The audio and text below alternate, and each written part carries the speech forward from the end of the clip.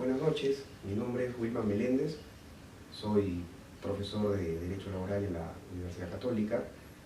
Hoy me han invitado nuevamente los amigos de IUS 360 para hablar, en este caso, sobre algunos aspectos referidos a las modalidades formativas laborales, en función de 3 preguntas que absolveré gustosamente.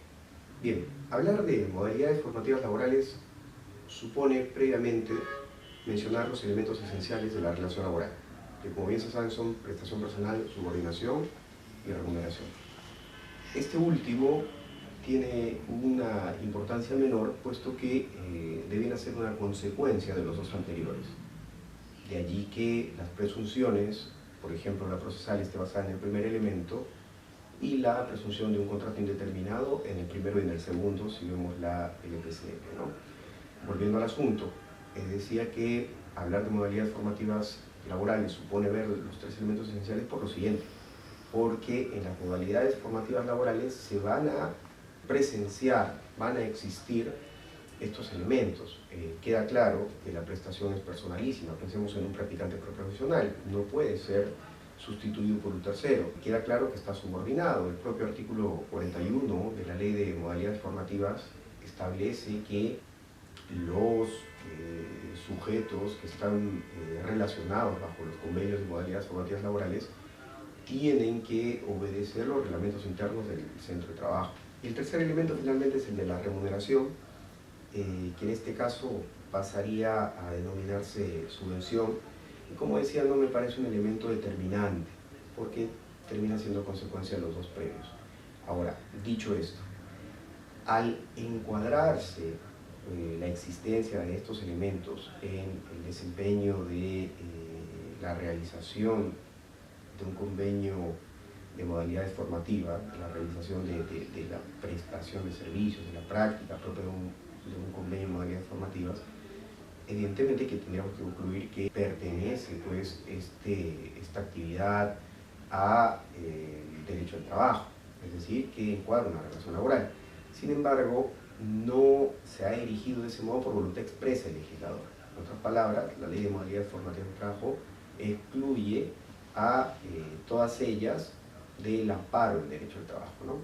¿Cuál sería el sustento de esto? El sustento es que, en principio, hay un objetivo, hay un fin netamente formativo, ¿no? Claro, y esto sería así si es que, por ejemplo, las modalidades formativas implicarían la absorción o la transmisión, en todo caso, de conceptos netamente teóricos o del acompañamiento del conocimiento práctico a través de tutores. Pero no siempre es así, ¿no? Lo que viene sucediendo es que esta adquisición de conocimientos, sea puramente teórica, sea a través del acompañamiento práctico tutorial, en realidad va a terminar generando una utilidad en el centro en donde se desarrollan las prácticas preprofesionales o profesionales, por poner algunos ejemplos del conjunto de modalidades formativas.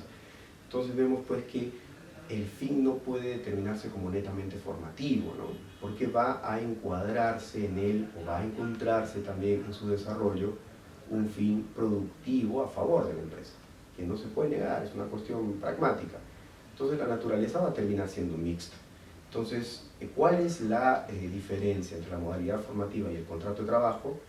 La diferencia básica es que existe la voluntad expresa del legislador de excluirlas de la protección del derecho al trabajo. Pues si no existiría esa voluntad expresa del legislador, en todo caso tendría que haberse regulado como un régimen especial, pero adscrito a los principios y demás protecciones del derecho del trabajo. El motivo de la introducción en el ordenamiento de las modalidades formativas laborales, si volvemos a la respuesta a la pregunta anterior, podríamos decir que tiene que ver con el fin formativo y el fin productivo. Pero creo que hay un tercer elemento que es importante mencionar, que es el de fomento del empleo. Veamos 2 supuestos, ¿no? El primero de ellos, el de la reinserción laboral, donde claramente vemos a un adulto que, si bien no se encuentra pues en una edad cercana a la jubilación, tampoco se encuentra en una edad que permita la inserción inmediata al mercado. Entonces, en estos casos, lo que se está haciendo es establecer una posibilidad de una contratación flexibilizada de sus servicios a través de un mecanismo de modalidades formativas que no genera relación laboral, para que de este modo ingrese a una empresa y a través de la adquisición de conocimientos pueda luego engancharse y desarrollar servicios en la misma, ¿no? Entonces, en este punto concreto vemos cómo funciona como fomento del empleo. También funcionaría como fomento del empleo en el caso de los jóvenes, ¿no?, que se quieren insertar, en este caso ya no reinsertarse, sino insertar en el mercado laboral. Me parece que un ejemplo de esto sería la práctica profesional, ¿no?, donde la norma brinda un espacio temporal de un año, contado luego inmediatamente luego del egreso, para que se pueda desarrollar este tipo de prácticas.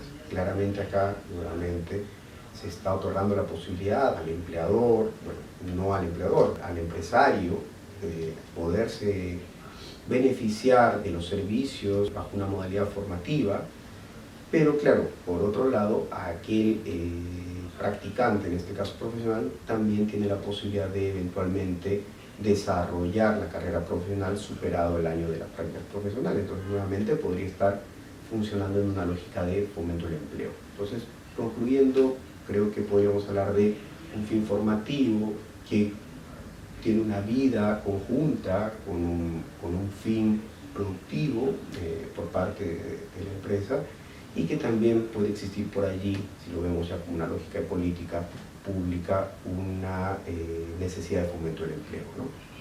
Si estas modalidades cumplen los fines formativos, yo creo que es una respuesta muy relativa, ¿no? Porque primero, al momento de dar la respuesta a la pregunta 1, creo que notábamos la dificultad de poder calificar como uno de sus fines netamente formativo, ¿no? Inclusive concluíamos que el fin era formativo y productivo, ¿no?, a la vez. Entonces, creo que allí hay una premisa importante, ¿no? No podríamos calificarlo como un fin netamente formativo. Ahora, hay supuestos de modalidad formativa donde el fin formativo se realiza con mayor integridad, ¿no?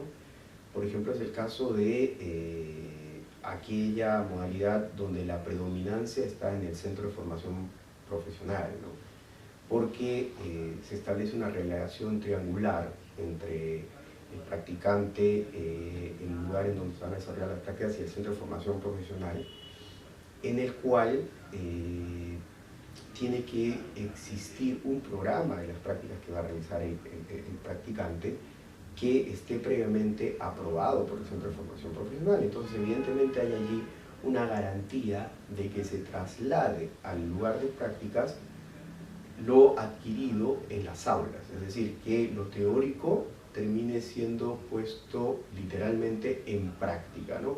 Entonces, creo que en este escenario el fin formativo es más claro, ¿no? Pero en otros escenarios, como el de reinserción laboral, por ejemplo, me parece que más bien detenta un mayor protagonismo el fin productivo. Entonces, la respuesta no va a ser absoluta, ¿no? Dependerá del tipo de modalidad formativa sobre la cual encuadremos concretamente la pregunta, y, por ejemplo, hemos brindado dos posibilidades en cuanto a aquella con predominancia en el centro de formación profesional o el de reinserción en este caso, ¿no?